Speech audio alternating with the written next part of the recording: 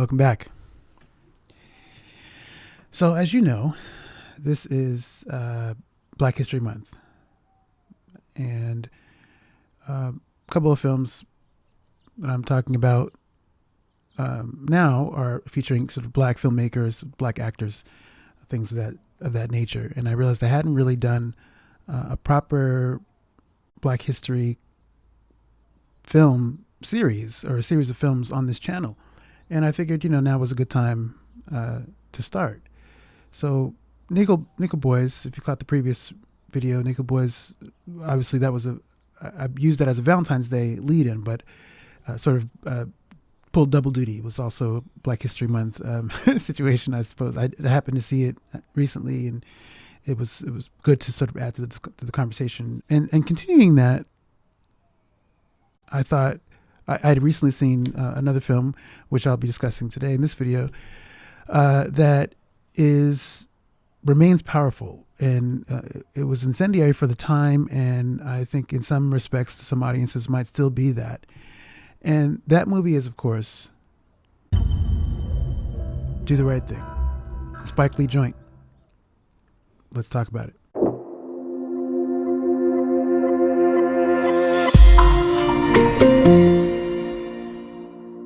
So, Do the Right Thing is Spike Lee's third film in his expansive, many decades long career. It's also one of the films that, for me personally, is one of the closest ones to my my spirit in terms of my upbringing. I come from a family whose roots, to some extent, go back to the East Coast, which is where Do the Right Thing is set, particularly in New York, Brooklyn, New York. My dad is from New York, my mom's from New Jersey, so that energy is very much in my blood. I have a brother who lives in New York, and so it's the New York juice is up in there. And Do the Right Thing is one of those films that, even as a kid, I'm not sure what the appropriate age would be to watch a film like that. I think probably you want to be a teenager, like at least 12, 13 maybe. I was a little younger than that, like probably 9 or 8.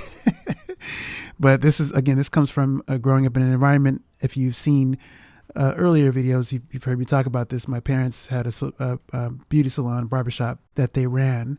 And so a lot of customers in there, and a lot of movies, a lot of media around. And sometimes people would come in, they would have movies on, and Do the Right Thing was one of those movies. And so in that way, it's part of my sort of makeup in terms of my understanding of cinematic storytelling. And also, it gave me a window into what life might have been like for my parents growing up in areas like that. Particularly my mom. We spent a lot of time with Mom as kids, and she had a lot of fun stories to share growing up in Jersey City, where some of the events depicted in this movie, Mom had experienced, had been around. She'd been around some of the people, some of the characters. Everybody has a nickname out there. This is, we have nicknames. People who are our relatives who are out there, like and you see this in the movie. Certain characters are rarely called by what their government names are. They have nicknames. There's probably maybe a handful of people in this movie that we know by their sort of government name, and so a lot of that just felt like, it's a window into this way to connect me to my parents' youth and what their experiences might have been like in both in good ways and some of the more stressful ways. Growing up in on the East Coast in sort of the mid 60s and 1970s, where it was much more, and then to some extent to the 80s, where it was a much rougher area and much rougher time.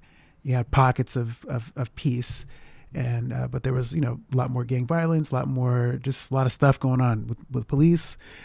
It was a time, and Do the Right Thing is set at that point, present day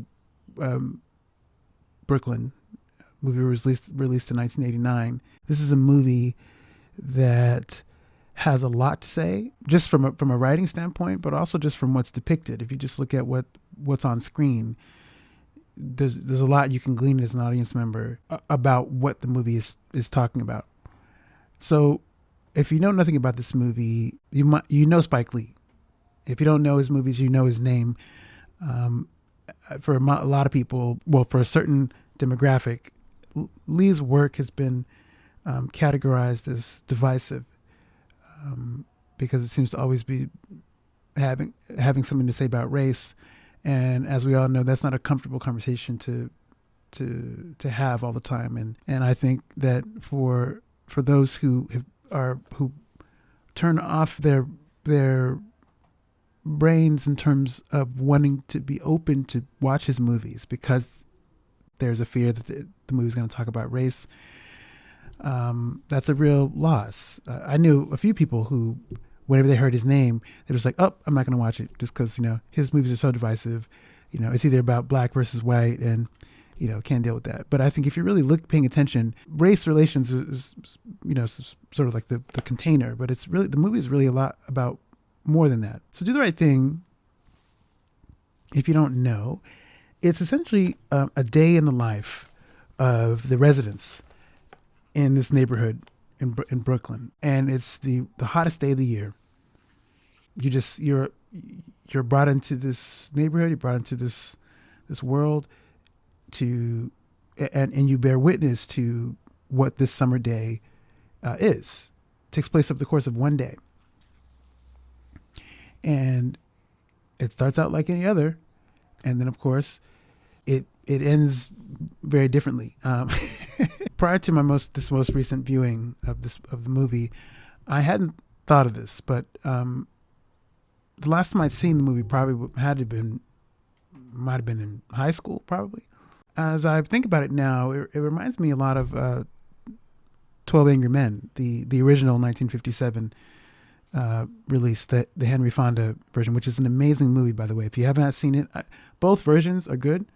There's a remake in the 1990s that's also very strong, but I tend to like, they didn't reinvent the wheel, and I think, which is very smart, because the original was so good. I don't know how could you top that? But I bring up 12 Angry Men because, like Do the Right Thing, it also takes place over the course of one situation. This is one day in one room with the 12 jurors. And both films also utilize atmosphere to heighten the tension, because the temperature is brought up, so it's hot in the room. And Do the Right Thing takes place over the course of this one hot summer day, the hottest day on record. And we all know that when temperature is brought up, that is a main ingredient for building tension, but also with the building of tension, at some point that has to come to a head, and there is a crescendo at some point. This is inevitable. This is, you can bet any amount of money that every time when the tension is there and it's rising, it rarely is diffused. It always gets to a point to where it explodes, and then you have to deal with the fallout.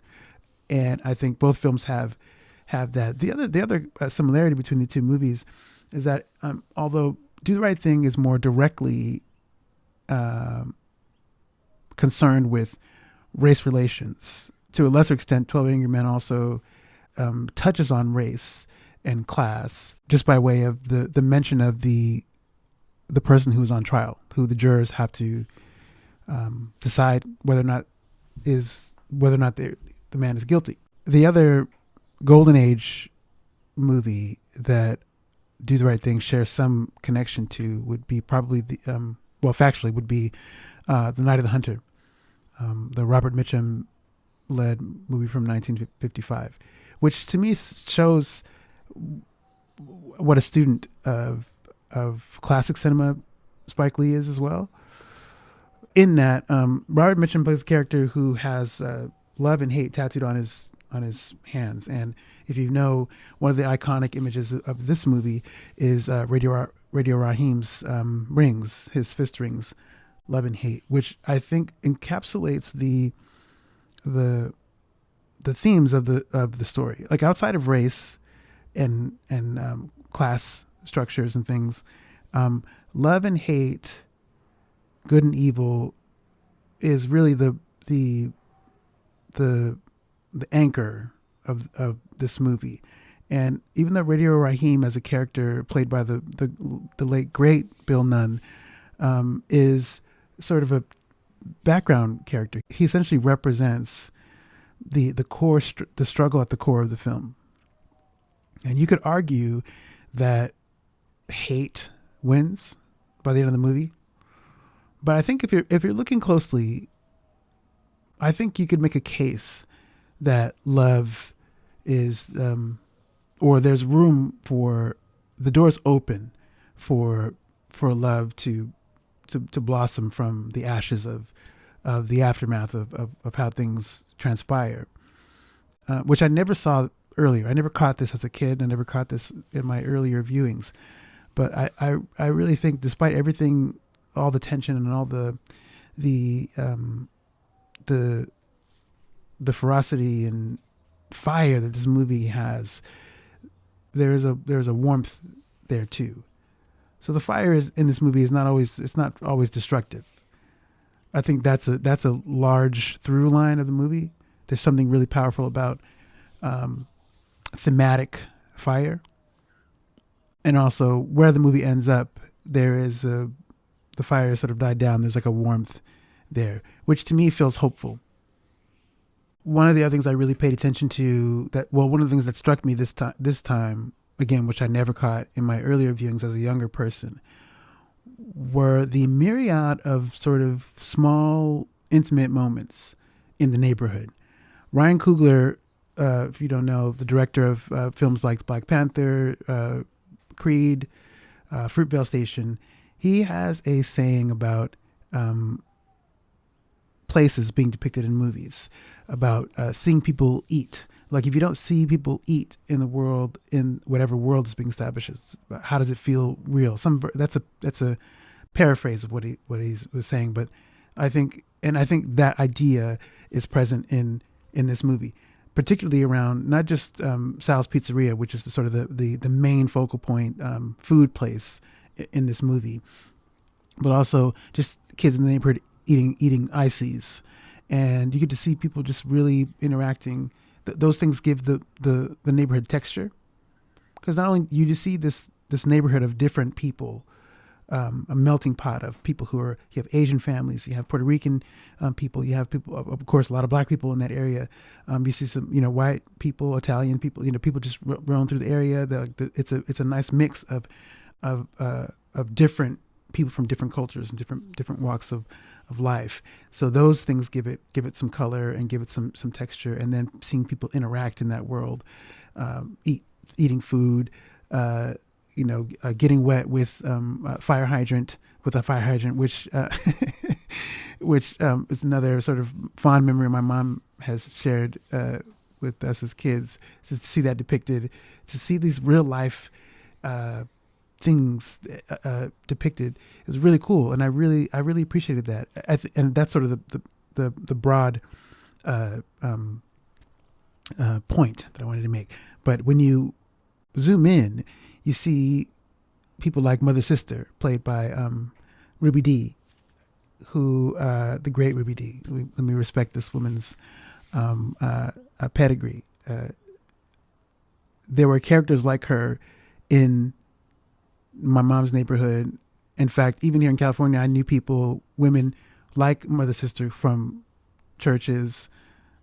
So it was she felt very familiar to me. You had characters like Radio Raheem, dude who walked around with his boombox. Unique people like Smiley. Smiley is another character who is developmentally slow and has a stutter, but he means well. He has a good spirit. I have to say that the actor who plays Smiley, Roger Guenber Smith, I don't know if I'm pronouncing his name correctly. He's an amazing actor, because I've seen him in other things, and he's so different. So to see him play this character and really make him feel like someone who's pure of heart he means well, and he might be a little annoying to certain people because he can't get words out fast enough, and but he just the character things in this movie are really, really cool. You get a sense of a real living, breathing neighborhood with real living, breathing people from different backgrounds, and they feel distinct.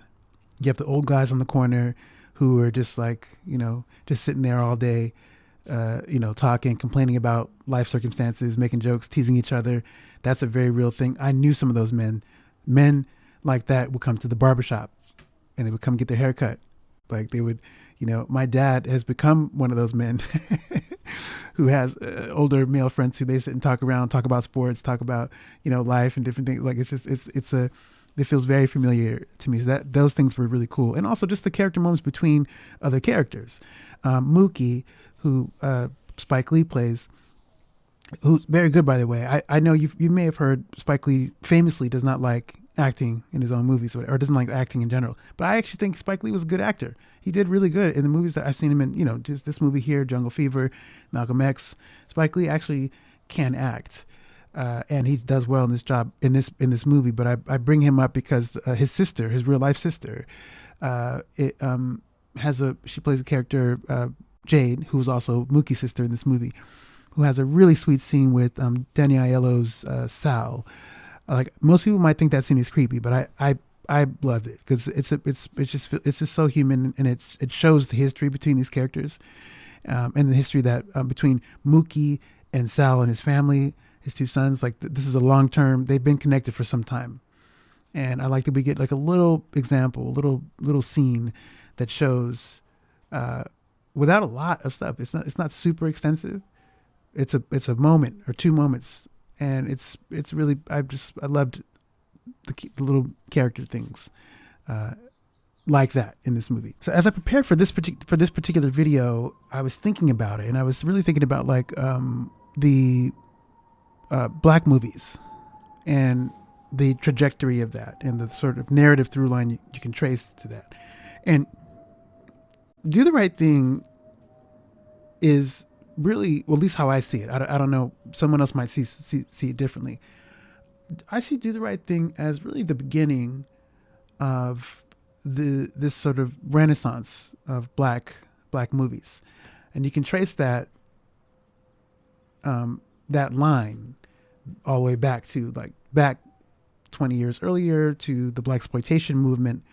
We had films like Shaft, Foxy Brown, Superfly, those movies, and then there was a gap from that time in the 1970s going back to 20 years prior to that in the 1950s, which was the end of what they called race films, which were films predominantly made outside of the studio system. They were made independently by black filmmakers for black audiences, and that was a good 40-year period from like the 1910s, mid 1910s through to the mid 1950s. And so you had this interesting gap from the 1950s to 1970s, 1970s to the 1990s. This in each instance where after blaxploitation you get the Black Renaissance movement, which encompasses films like the start of that, with Do the Right Thing, Jungle Fever. You have movies like Boys in the Hood, Menace to Society, a lot of films. And also a time where it felt like, even, I speak for myself as a kid during that time, a heightened sense of the black experience. This is when you're seeing a lot of exposure of a lot of black figures like Magic Johnson with 1980s, Michael Jordan, Mike Tyson, Michael Jackson, Prince, a lot of, and then a bunch of sort of hip hop artists, rap and hip hop artists who exploded from the late 1980s through into the 90s with Naughty by Nature. You got Public Enemy, you got Run DMC, LL Cool J, Kumo D, all these artists that is like, there was a huge sort of something, this energy around blackness in the 1990s, particularly in the early 1990s.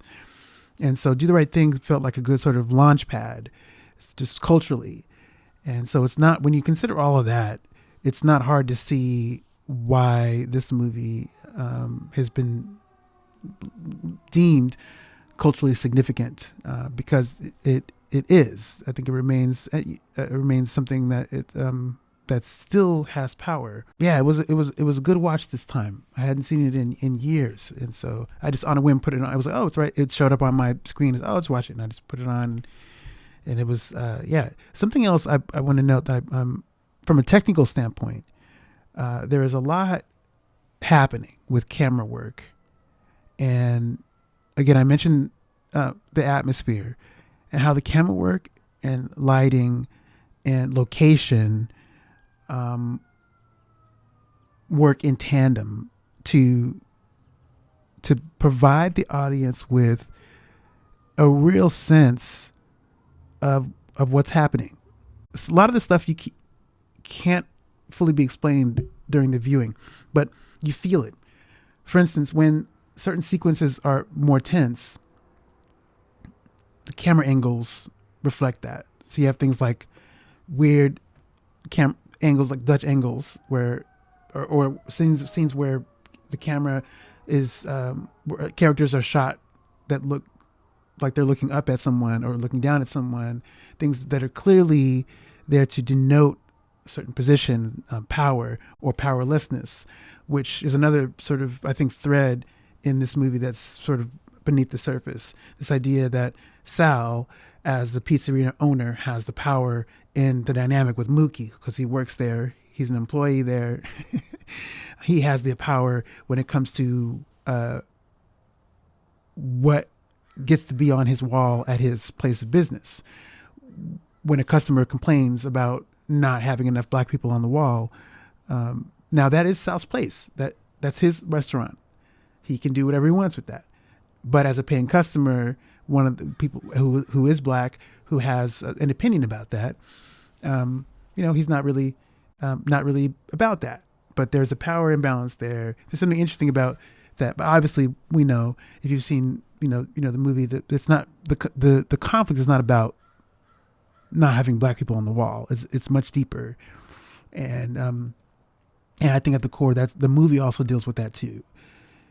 I mentioned the love and hate angle.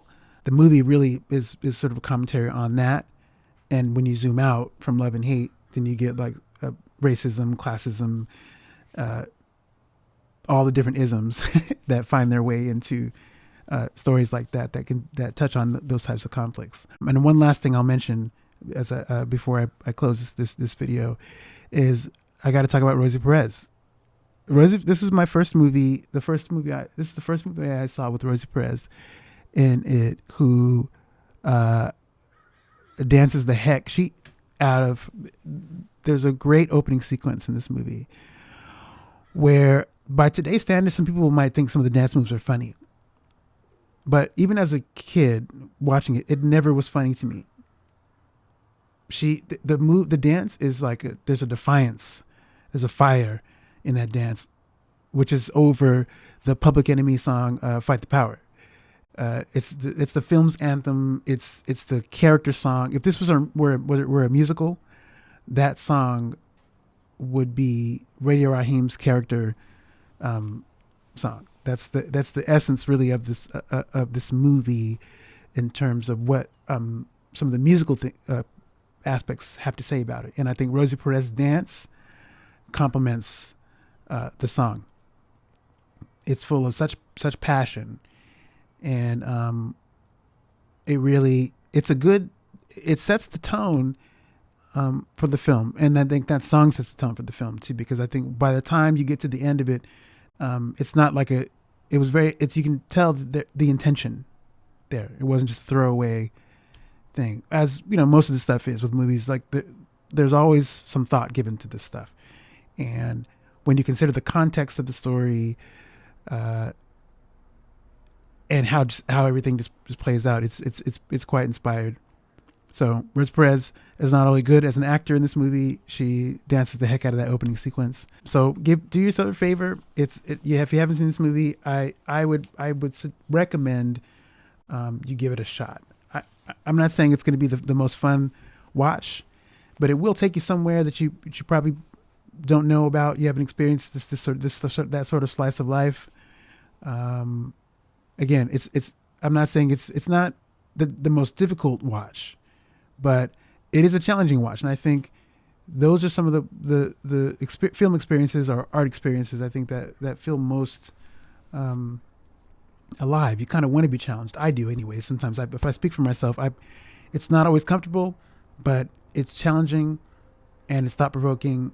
And I think at the end of the day, that can't all be bad. Thanks for taking the time to watch this video. If you've made it all the way through to the end, I appreciate your time. Stick around. Got some more reviews coming up pretty soon. In the meantime, take it easy. I'll see you in the next one.